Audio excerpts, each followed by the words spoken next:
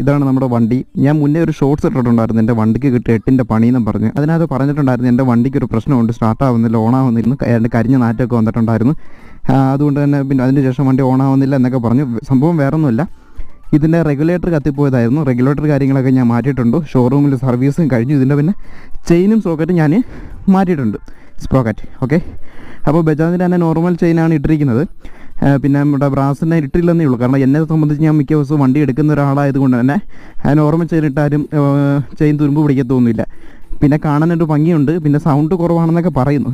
എനിക്കത് വലിയ പർപ്പസുള്ളതായിട്ട് എനിക്ക് തോന്നിയില്ല. എനിക്കിത് തന്നെ മതി, ബജാജിൻ്റെ ചെയിൻ തന്നെ മതി എനിക്ക്. പിന്നെ ഈ നെഗറ്റീവ് കമൻറ്റൊക്കെ ഇട്ട് എന്തിനാന്ന് വെച്ച് കഴിഞ്ഞാൽ അതിനകത്ത് ഞാൻ എൻ്റെ വണ്ടിയുടെ ടയറിൻ്റെ ആ ഒരു ഇത് കാണിച്ചിട്ടുണ്ടായിരുന്നു, ടയറിൻ്റെ അവസ്ഥ.